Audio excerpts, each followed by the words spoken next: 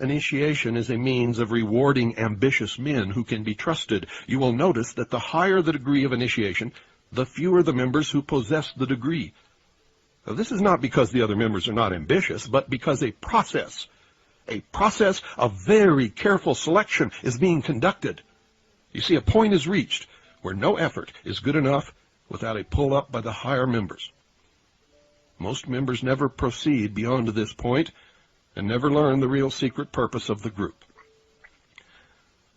The member frozen at that point, from that point on, serves only as a part of the political power base, as indeed he has always done, and provides a political consensus that leads the body politic in a direction away from which it would have gone if this group had not existed in their midst. You may have guessed by now that initiation is a way to determine who can and cannot be trusted, who believes in the mystery God and who does not. A method of deciding exactly who is to become an adept may be decided during initiation by literally asking the candidate to spit upon the Christian cross. If the candidate refuses, the members congratulate him and tell him, "You have made the right choice, as a true adept would never do such a terrible thing." The newly initiated might find it disconcerting, however, that he or she never advances any higher, no matter how hard they work, study, participate, or beg. If instead the candidate spits upon the cross, he or she has demonstrated a knowledge of one of the mysteries and soon will find him or herself a candidate for the next higher level. You see, almost all of these require a belief in a higher being, but they never, ever tell you who that being is. And it is forbidden to mention the name of Jesus the Christ in the lodge. And that should give you a clue. The mystery, literally, is that religion is but a tool to control the masses. Knowledge or wisdom is their only God, through which man himself will become God. Wisdom is represented and has been represented throughout the history of the world as the serpent, the snake. Satan, Lucifer,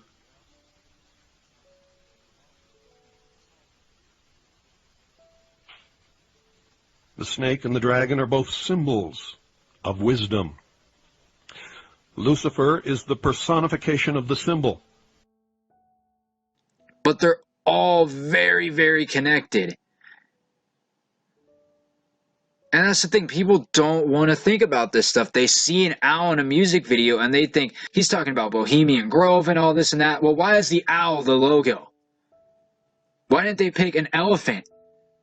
Why didn't they pick a bear? Why did they pick an owl? Well, because the owls are out at night, and that is when they do these satanic rituals at night. It's all in our faces, guys. This stuff is not a conspiracy. This is not a joke. You've got to wake up. TXT, the K-pop industry, all these people I continue to expose are not who they say they are. They are evil, and they are extremely wicked. It was Lucifer who tempted Eve to entice Adam to eat of the tree of knowledge. Tree of knowledge. Tree of knowledge. Had nothing to do, ladies and gentlemen, with any apple. And thus free man from the bonds of ignorance. The worship, which is a lot different from study of knowledge, science, or technology, is Satanism in its purest form. And its god is Lucifer. Its secret symbol is the all-seeing eye in the pyramid. Undesirable effects of secret societies and their aura of mystery has sometimes given them the reputation for being abnormal associations, or at the very least, strange groups of people. Whenever their beliefs are those of the majority, they are no longer considered antisocial. A good example is the Christian Church, which was at one time a secret society under the Roman Empire. They were a minority, persecuted. In fact, the open, friendly secret society actually ruled most, if not all, of the known world at one time after, when the Roman Empire became literally the Vatican. And the emperor became the Pope. It was a marriage. You see, the small cult of Christians were threatening the empire. And no matter how many they killed, 3 times as many sprang up to take their place. So a very, very wise Roman Empire named Constantine. Actually, he was not the empire, even though I'm sure he thought he was. He was the emperor. He married the Roman pantheon of gods with the teachings of this cult called Christianity, or Christians, and created what is now today known as the Catholic Church, from which all other Christian churches sprang.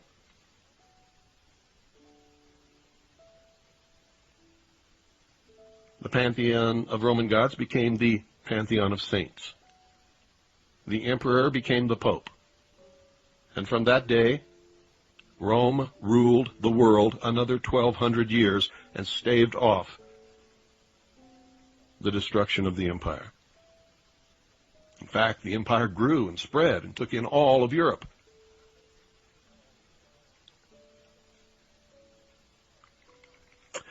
Most secret societies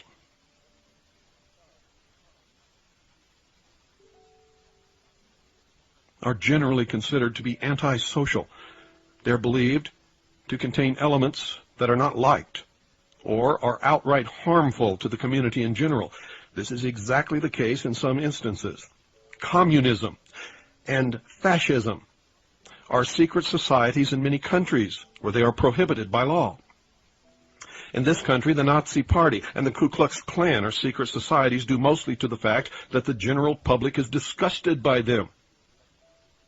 Their activities are sometimes illegal, thus the secrecy of their membership. The early Christians were a secret society because Roman authorities considered them from the start to be a dangerous group to imperial rule. The same was true of the followers of Islam.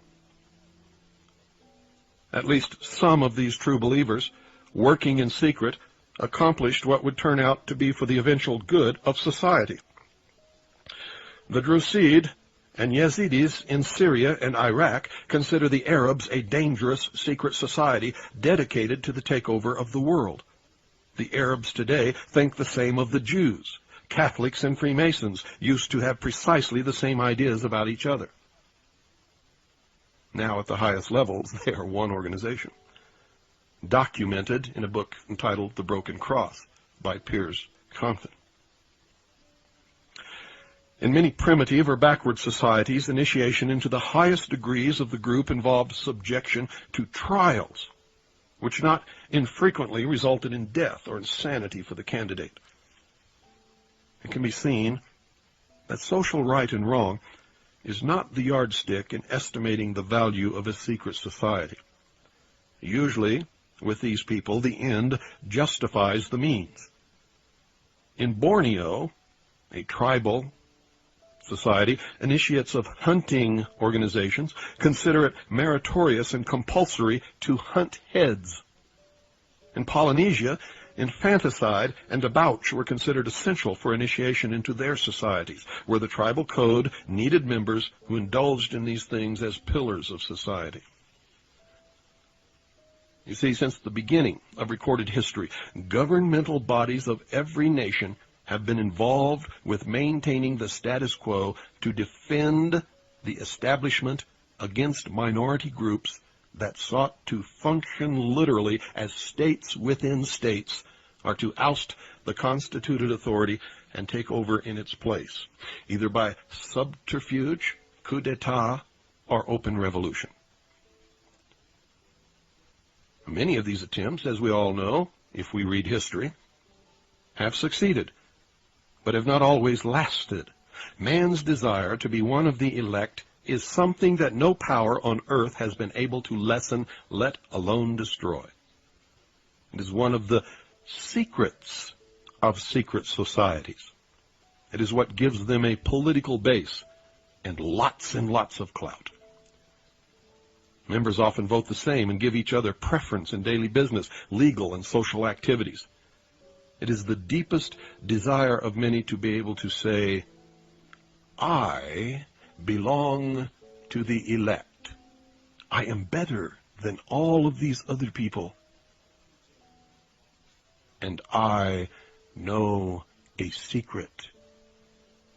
After all, haven't I been chosen to belong to this elite organization of fraternal brothers who control the community?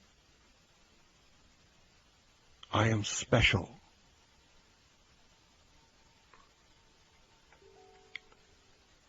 Houses of worship and sacrifice existed in all of the ancient cities. They were in fact temples built to honor the many gods. These buildings, ladies and gentlemen, functioned often as meeting places for philosophers and mystics who were in fact the priests and the leaders of those cities.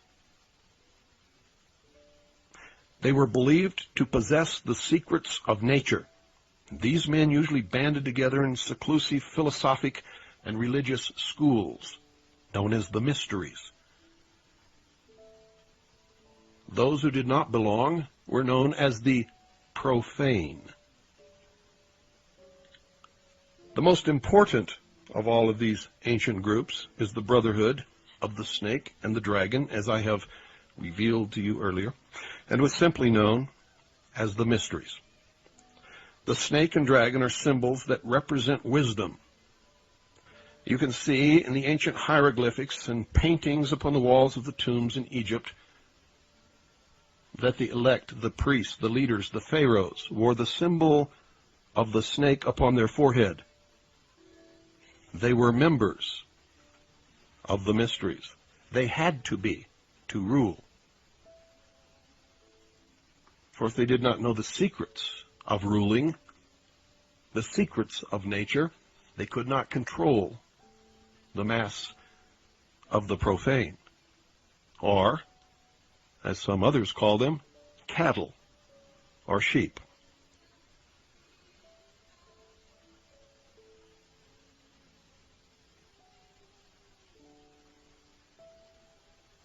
The father of wisdom, ladies and gentlemen, is Lucifer, also called the light bearer. The focus of worship for the mysteries was Osiris in Egypt, another name of Lucifer. Osiris was the name of a bright star that the ancients believed had been cast down onto the earth. The literal meaning of Lucifer is bringer of light. The star is bright. The truth is light. Republic of Texas. Osiris was the name of a bright star that the ancients believed had been cast down onto the earth. The literal meaning of Lucifer is bringer of light, or the morning star. Many people have it all wrong. They look to the sky to find the morning star and they point to Venus. And they are wrong. The star that rises in the morning, ladies and gentlemen, is the sun. The sun.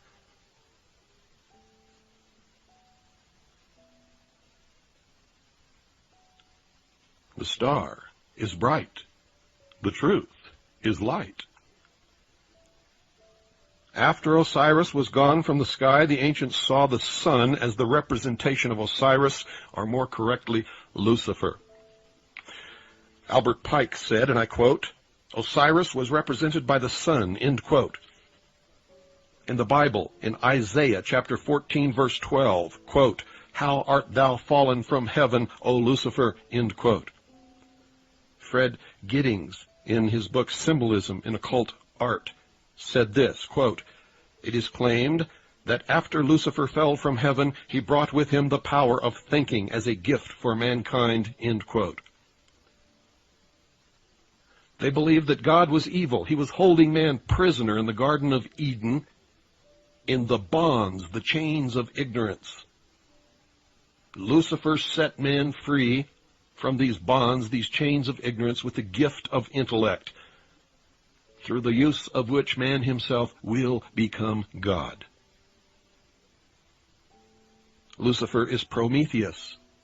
Lucifer is the lightning bolt that strikes the tree and sets it afire, from which man took a burning branch, and by adding more wood, kept the fire burning, and noticed that when he piled certain rocks around the fire, and they got hot enough, something melted and flowed out into the ground. From this he learned to make tools. You see, without the fire that the philosophers of fire worship, without the serpent, Lucifer, there would be no Ford Broncos today for me to drive. This is what they believe. And so they worship the symbol, which is Lucifer, and they strive through their work to accomplish the great plan and guide the evolution of man into apotheosis.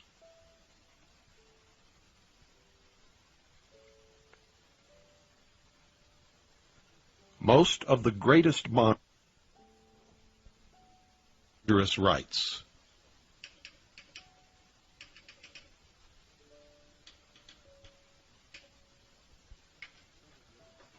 some of which were very cruel.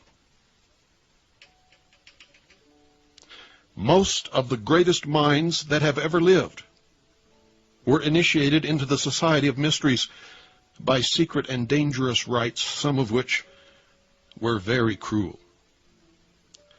Some of the most famous were known as Osiris, Isis, Sabazius, Sibyl, and Eleusis. Plato was one of these initiates, and in his writings he describes some of the mysteries and his own initiation. And then we see this guy on a bed, and he's growing horns out of his head. Now, the first TXT video I exposed, I think it was their first video in general, they all had horns coming out of their head, or a couple of them. So they're always having horns coming out of their head in their music videos, but I'm supposed to believe they just love, reindeer and deer, and, they just want to have horns. They want to be like deer running around in the forest, right? I mean, give me an absolute break with this trash. It's unbelievable the excuses people will come up to defend this nonsense. You gotta put your ego aside and start to realize this stuff is real.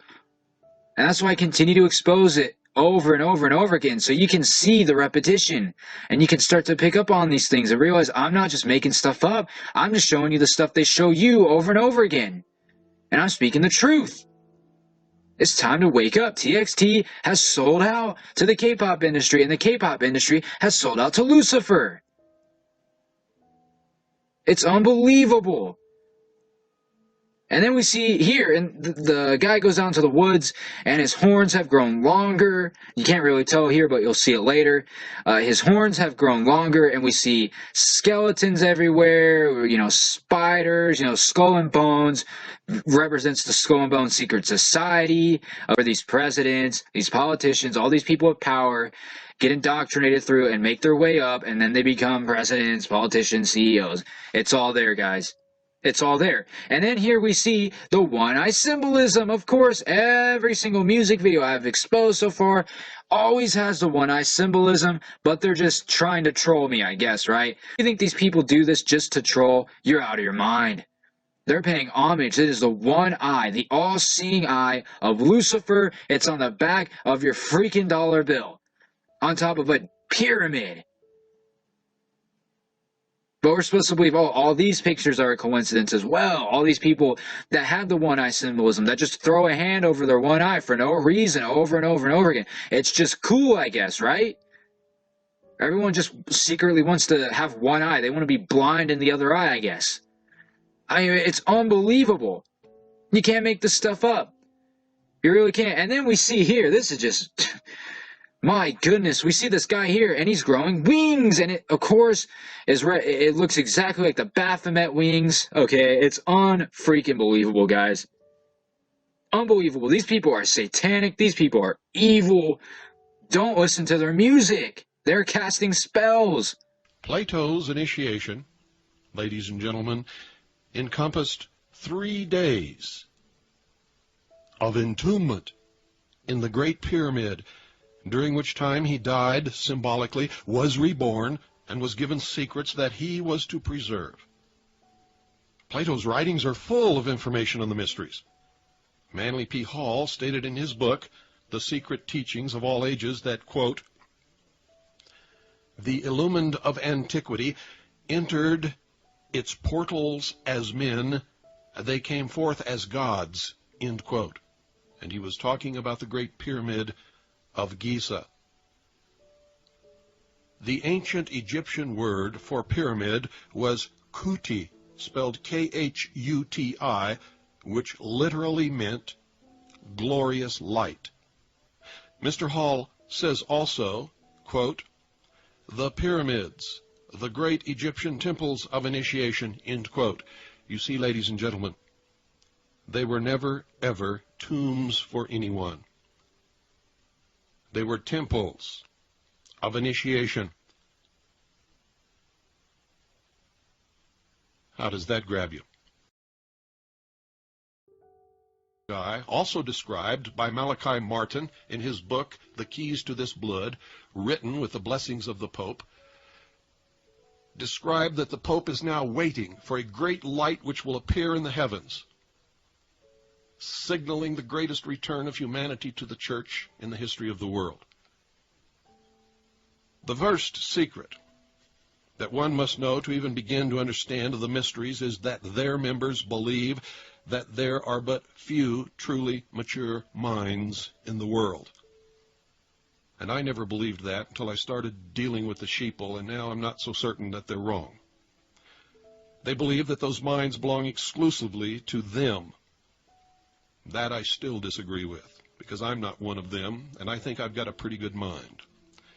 And I know some other people who are not part of them, and I think they have some pretty good minds also. The philosophy that follows is the classic secret society view of humanity.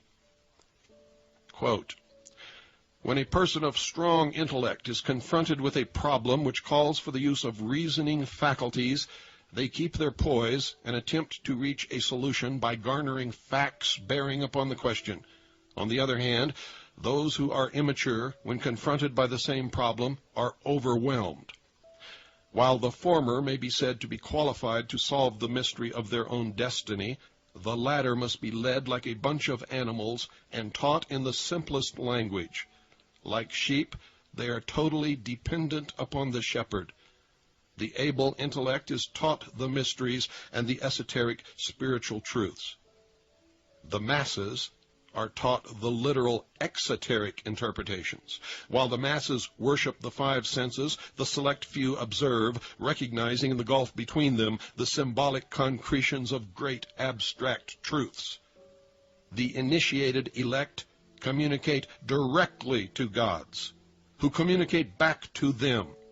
The masses sacrifice their lambs on an altar facing a stone idol that can neither hear or speak. The elect are given knowledge of the mysteries and are illumined, and are thus known as the Illuminati, or the illuminated ones, the guardians of the secrets of the ages, end quote.